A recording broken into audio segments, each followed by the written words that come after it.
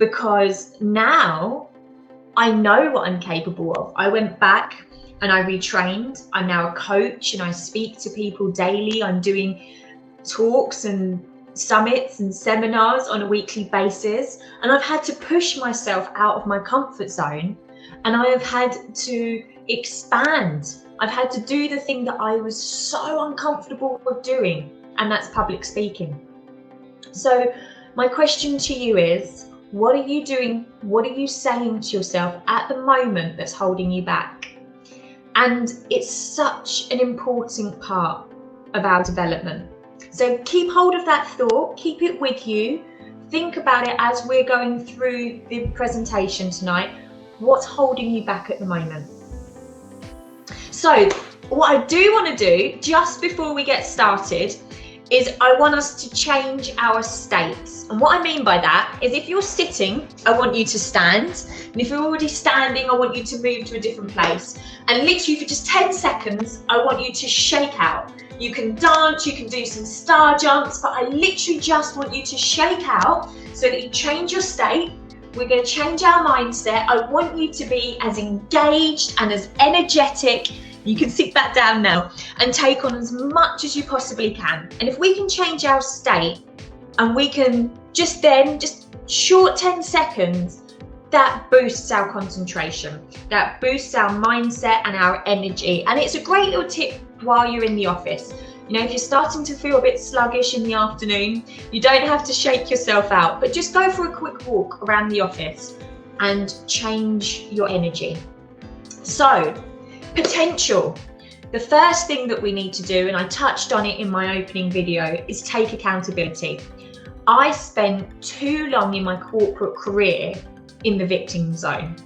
I think, if I'm completely honest, I thought that some magical job or magical role was going to land in my lap, and that this meaningful, fulfilled career was just going to come to me. And I spent far too many years saying to people I felt lost, that I didn't know what to do about it. And then enough became enough, and I had to take accountability. It's your career, it's my career. It's our responsibility to find our purpose and what's going to make us happy in our professional lives. And during my time in the corporate world, I have been so shocked by the amount of professionals that feel unsatisfied and unfulfilled, to the extent that I have been in the company of such impressive professionals that have accomplished so many wonderful things, yet they've felt frustrated, or they've felt like they've gone in the wrong direction of their career. And I know that I've certainly felt like that. So whether you're at the start, the middle, or the end of your career, whether you've just started a job or whether you've been in your job 5, 10, 15 years, ask yourself, am I reaching my potential? And ask yourself that all the time. It's not a one-off question, it's a permanent development. Am I reaching my potential? So, I touched on this again in my opening video, but we're going to go into a little bit more in depth. The first thing I always recommend my clients do, and it's something that I certainly do, but is make a really truthful, brutal assessment of your skills and your performance. So start by writing down 2 or 3 of your strengths and 2 and 3 of your weaknesses. Now this is going to require some real meaningful reflection. And to be honest, it's something that a lot of us don't like doing, looking at our weaknesses. So I suggest you even maybe talk to colleagues or friends and find out their feedback. Having to look at your weaknesses, as I say, it's not something that we all particularly want to do, because it's going to potentially throw up some fears for us. It's going to maybe highlight some blind spots that we might want to ignore. But the one thing that I can honestly assure you is I am so truly amazed by my clients, my colleagues, the capacity that we all have to improve once we know our shortcomings. And there's nothing wrong with that. We all have things that we're good at, and we all have things that we're not so good at. But it's about always developing and building on them. Build on your strengths. There's always more that we can do. And those shortcomings, let's build on them. We can turn our strengths into our superpowers, and we can develop our shortnesses too. So the next part of that assessment is I want you to truly think about what makes you happy. What do you enjoy? What puts a smile on your face? What do you get out of bed for in the morning? For me, there was some, as I said in the intro video, it was some very obvious things that were thrown up for me. Communication, the want to help other people and see them achieve. So my purpose kind of had like 3 elements for me. It was wanting people to have a great experience, I wanted to help people, and I wanted to see people achieve. So, not now, but after this session, I want you to do this. Pen to paper, your strengths, your weaknesses, the things that make you happy. And if we're looking at career, maybe look at the subject matters that you enjoy. Has it always been maths or science, writing, debating? What puts a smile on your face? What we want from this assessment is we want a really crystal clear idea of who you are, how you perform, and how you're driven. We want to be really, really clear on this version of you. So, ask yourself some questions when you're going through this assessment. Why is it that I do what I do? What thrills me about my current role or my current job? What does a good day at the office look like for me? Outside of my pay packet, what does success look like? What does it mean? What does real success feel like for me? And how do I want to make an impact on the world? What impact do I want to make on the world? So ask yourself these questions as you're going through this assessment to try and uncover the things that mean something to you, that are going to make you smile, that are going to make you happy. Now, once you've thought about that and you've started to get a clear idea of what your potential is or where you want to expand on your capabilities, you have to get out of your comfort zone. No growth or development happens in being comfortable. I spent too many years not challenging myself because I was worried about the failure. How would that make me feel? I'd feel hurt, I'd feel pain. And that situation that I was telling you about my voice, about my language, about my speech, I allowed that in my legal career to hold me back. I felt inferior to seniors because I was worried that my speech would come across less than. I would sound less intelligent, maybe I sounded common against other people. So I didn't challenge myself. But we all have the ability to overcome hurdles and obstacles.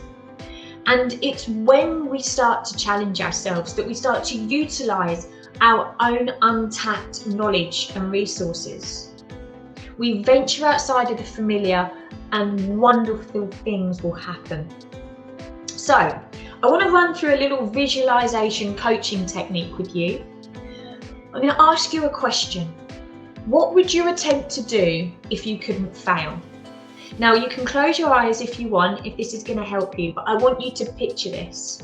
So whether it's a goal, a challenge, a dream, a desire, what would you attempt to do if you knew you couldn't fail? Now, I want you to visualize this. I want you to be in the moment where you've achieved this. Say it's a challenge, it's a goal. You've achieved this goal, this thing that you've been afraid of, this thing that you were worried about. You've achieved it. What can you see? Where are you? Where are you standing? Who's with you? Okay, really hold on to that vision. Picture it. You're there. That goal that you've been worried about, you've put yourself out, you've achieved it, you've succeeded. I want you to go to another level now. I want you to listen. What can you hear? What are you saying in this moment? What are you talking about? Are there any noises in the background? Now that you've visualized this, you've visualized achieving this goal, this thing that you thought was impossible. You've done it, you've succeeded. How do you feel? How do you feel in that moment of success, that moment of achieving it? What are you feeling? I want you to keep hold of that. You can open your eyes now if you had them shut. I want you to keep hold of that, okay? That goal, that challenge, we're going to come back to it later on in this presentation. So you remember that. Now, in the coaching world, we have a term called stoic voluntary discomfort. Whew. A, that's a mouthful, and B, it doesn't sound very nice. But what this is, it's a concept of getting comfortable with being uncomfortable. As I said to you earlier, when we push ourselves outside of our comfort zones and start doing things that we don't normally feel confident about or comfortable with, that's when we start to see development and we realise what our capabilities are. So we don't have to start big and bold. We could start with personal challenges. So for example, things that a lot of us don't feel comfortable with are cold showers, going with no coffee for the whole day, no car heat when it's cold, sleeping on the floor. Take on maybe 1 or 2 of those challenges in a week. Do something that makes you feel uncomfortable and start to make that pattern. Have those habits of doing things that make you uncomfortable, and then you can build up to the ultimate, that challenge. In the workplace, we want the mental and the physical fortitude to weather the storms. So what I mean by that is we're going to have times where we feel stressed, we're burnt out, we're overwhelmed. There's a project coming up and we just don't know whether we're capable, or we don't know how we're going to tackle this. And you need the mental ability and fortitude to get through that, to push yourself through those comfort zones to take on those challenges. So these little practices will help develop that. It's not easy, it doesn't happen overnight, but try it. Push yourself outside of your comfort zone, start getting comfortable with being uncomfortable. And as I say, some of those little personal practices like taking a cold shower are just ways of building those habits. Now, once that you have committed, so once you've got this goal, this challenge, you need to be committed to it. So earlier, I was asking you to think of something that you would attempt to do if you knew you couldn't fail. Well, let's make that a reality. Let's turn that dream, that desire, let's turn it into something that we're actually going to work towards. But you need to be committed. When I decided to become a coach, I had a choice. I could either become a coach and commit and execute that, or I could not commit and I could miss the opportunity. Now, if we look at this in a workplace environment, let's say your boss has given you a new challenge, one of your seniors has given you a new project. There's several ways you could look at this. You could say, this is a great idea, I'm committed, and that's the best outcome. Your boss is going to see you as a team player, it's going to build trust, your capabilities are going to grow, your potential is going to grow because you're doing something that you wouldn't necessarily have wanted to have done. Now let's say this new project, you think it's a great idea, but you don't commit to it. All you do is you obstruct yourself from achieving your full potential. Your boss is potentially going to lose trust in you, and you're not going to be seen as a team player. Let's say this project, you think it's a bad idea and you don't commit. Well, that's the worst case scenario. And in that case, you're wasting your team's time, yours time, and your boss probably won't buy into any future ideas that you've got, and you're not going to see yourself grow. You're going to shrink into the background. There's no development to be had there. Now, let's say that you see this project as a bad idea, but you still commit to it. Well, this is still a great outcome because your boss is going to see your level of commitment. He or she is going to see that you've taken an approach that even though you don't think this is a good idea, you're going to challenge yourself. You're going to try and make this work. You're going to give it your best shot. And that is going to encourage your team. It's going to build confidence in yourself. And you're going to see yourself push yourself outside your comfort zone, especially if you think it's a bad idea, yet you're still trying it out. And our relationships with our colleagues are so important to our development and our potential, because our colleagues are potentially going to be the connections that help us work towards our goals. So how do you communicate with your colleagues? Do you talk about the goals and the challenges on your desk? Do you talk and encourage each other to push each other outside of your comfort zones, take on new work, take on new ideas? So think about that. How do you interact with your colleagues and how are you communicating with them? So, negative talk. This goes back to how I started this presentation. I used to tell myself all the time, you've got a horrible voice, your language isn't adequate, people are going to think that you're common, people are going to think that you're stupid. And I used to tell myself these awful things and have this terrible dialogue with myself. Our inner dialogue is so key and important to how we view things. As I said earlier in my intro, there's a link. We've got what we think about our potential determines the results. What we think about our potential determines the actions we take.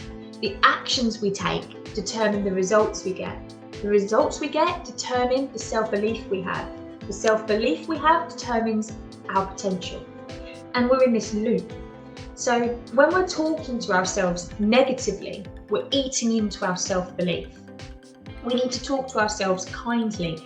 We need to be encouraging rather than attacking ourselves for the mistakes that we make. A positive mindset makes it so much easier to talk to. It makes it so much easier to learn from. If we've got a positive mindset, we're going to learn far more easily, we're going to boost our confidence, and we're going to eliminate that negative language. So let's take a closer look at that negative language. I've definitely been guilty of saying, I can't. Without even trying, I would say, I can't. So how about we say, how could we? That project that's coming up, that challenge that's coming up, how could we attempt this?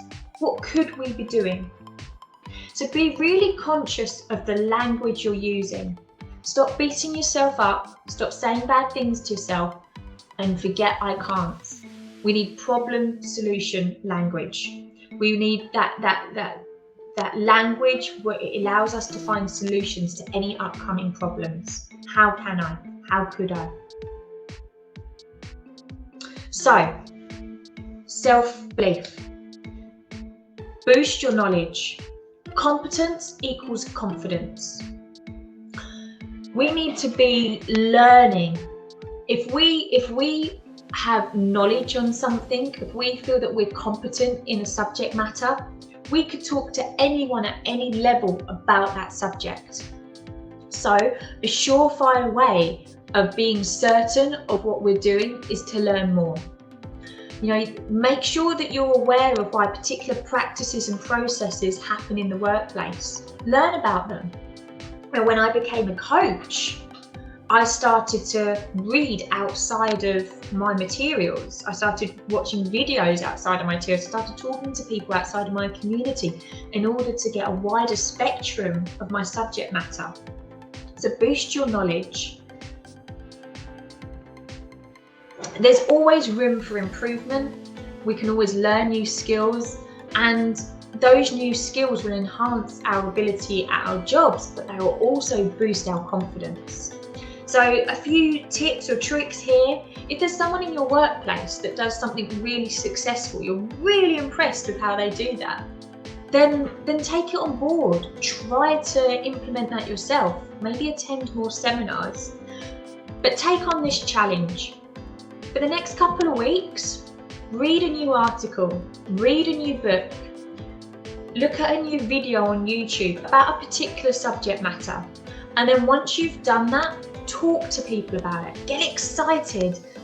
Try to share that new knowledge that you've just got with other people. So take on that challenge. Read something new or watch something new and boost your knowledge. Now this seems really obvious, but repeat.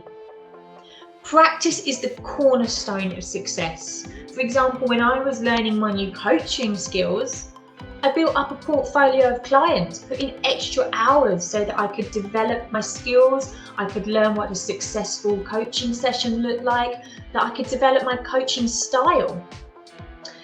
There's going to be mistakes, but they're not failures, they are learning curves. That is where we start to grow. We start to build on our capabilities, learning from those mistakes.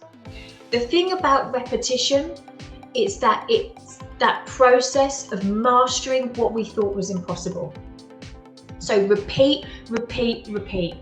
And the wonderful thing about practicing, as I said earlier, it's also about correcting those mistakes and learning from them. So whether you're doing something for the first time or it's the 100th time you're doing something, ask yourself this: how could I improve on it next time? How could I make this a little better next time? What could I do differently next time? Community. Now, what I mean about this when I'm talking about self-belief is finding a community. It doesn't have to be big, it can be small. In the coaching world, I'm very lucky that I have a community, different communities that I belong to. And in these communities, we share our knowledge and our experiences. So we've got the ability to learn and develop, but it's a place where people encourage each other and they support each other.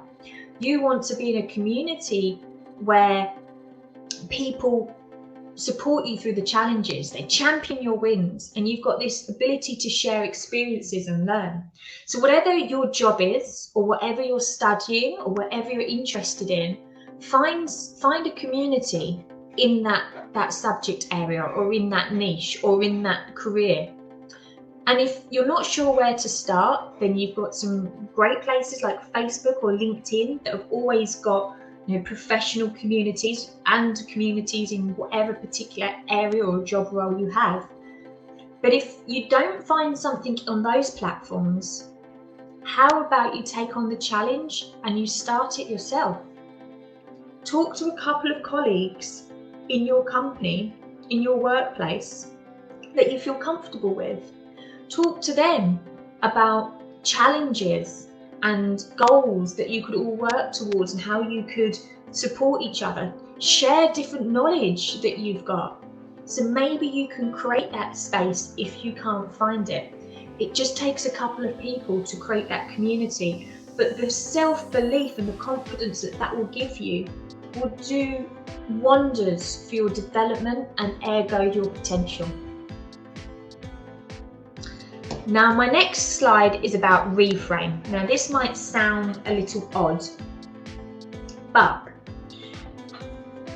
how we react to things in the workplace has an impact on how we develop our potential. So, if there's a situation in the workplace that's causing you stress or upset, it is making you feel uncomfortable, that it's even making you maybe wonder about your own capabilities, you need to be able to get out of your own mind about it. You don't want to take that on, you don't want to take that home, you don't want that to affect your health. You need to be able to see it from different angles. So ask yourself, how would someone else deal with this current situation?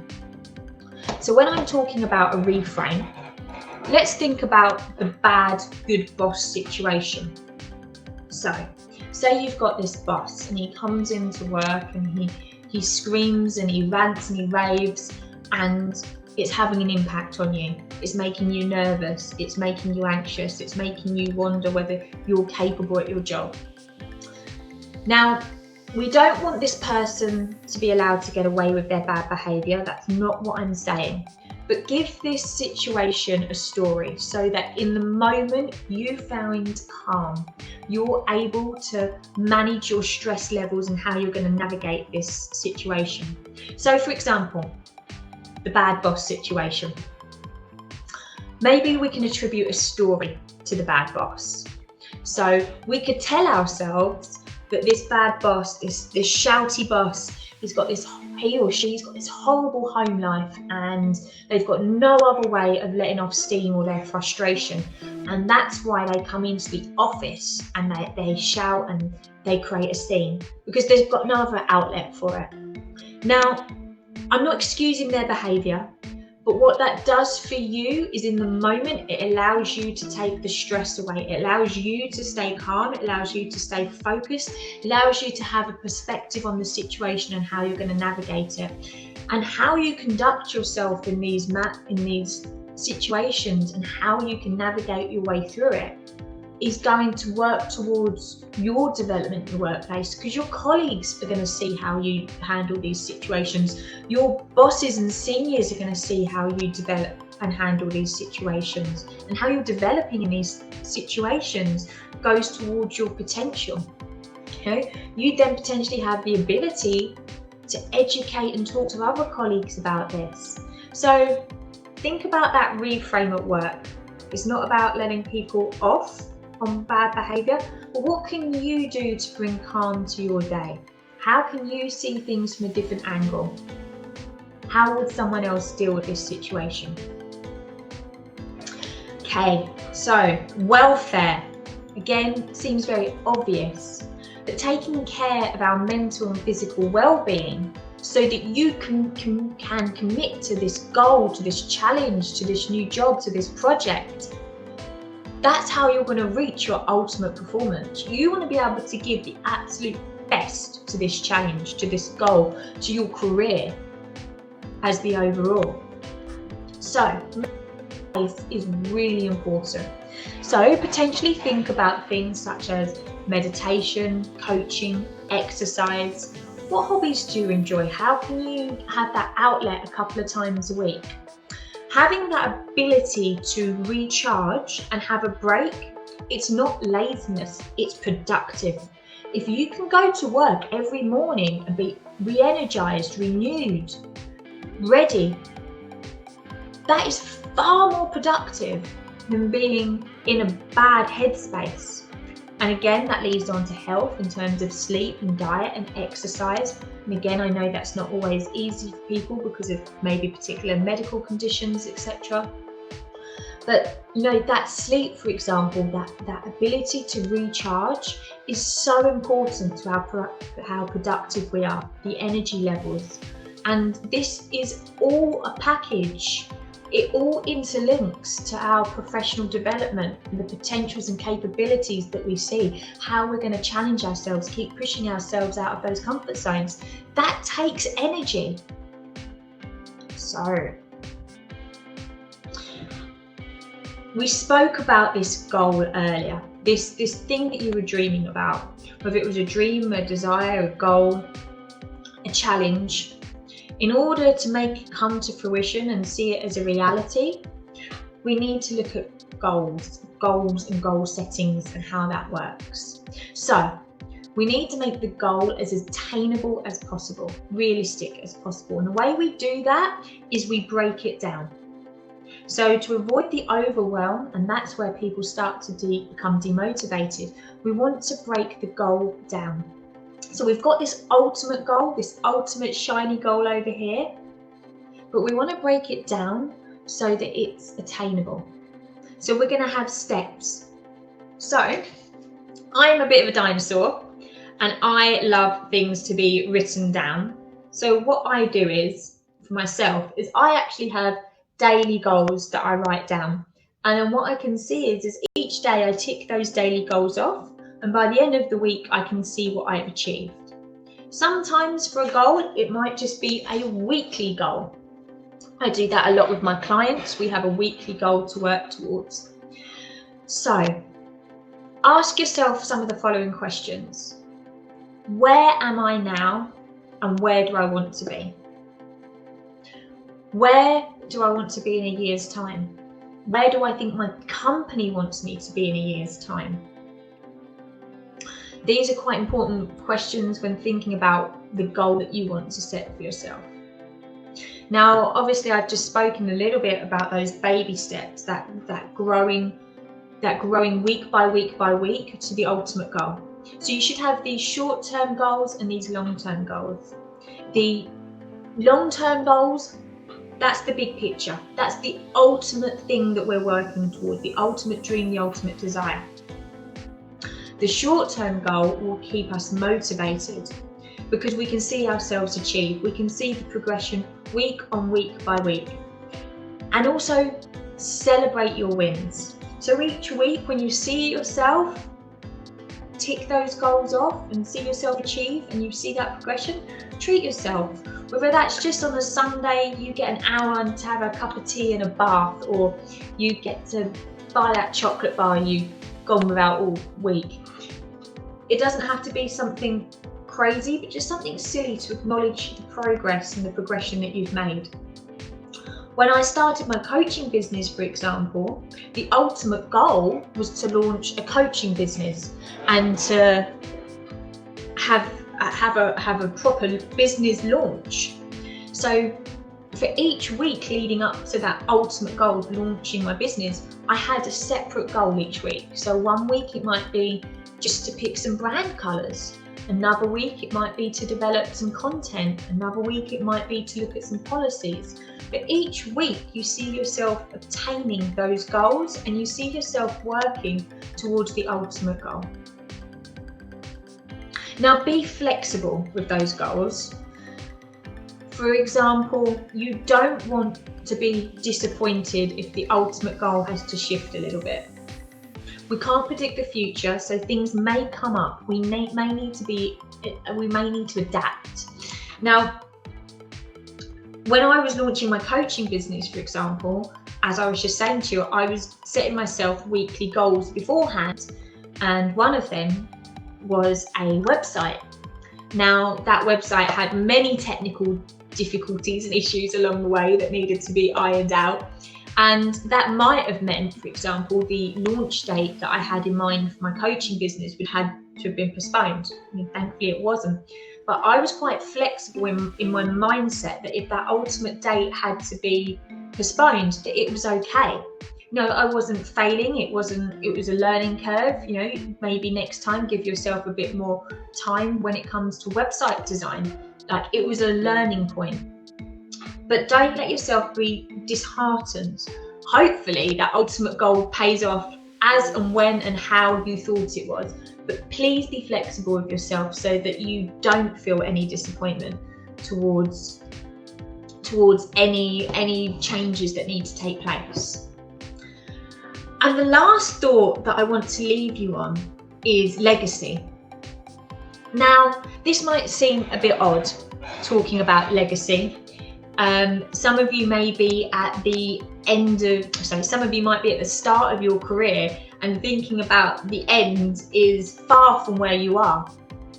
And some of you may be just in a position where you don't really want to think about that. But it's actually really important to your development and shaping where you want to go, and ergo understanding your potential and what you're capable of. Ask yourself these questions. What do you want to leave behind? What version of yourself do you want to be remembered by? What impact do you want to leave behind? What do you want to achieve long term? So ask yourself those questions. Think about it. The answers that you give to yourself are potentially going to shape what you want to do, potentially going to shape the things that you find value and meaning in, and therefore how you want to spend your time in your career. So they are very important questions. They're the end goal. It's what we're all working towards. So, ladies and gentlemen, I have come towards the end of my presentation today. What I do want to ask you all is to recap some of the things that we've been through. I want you to think about that brutal assessment. What are your strengths? What are your weaknesses? What motivates you? What gets you out of bed every morning? What puts a smile on your face? Think about what you want, and then try to create a challenge out of it. Try to create some goals out of it and do some things that feel uncomfortable. How can you push yourself in a way that you wouldn't normally do? And at work, as I say, think about community.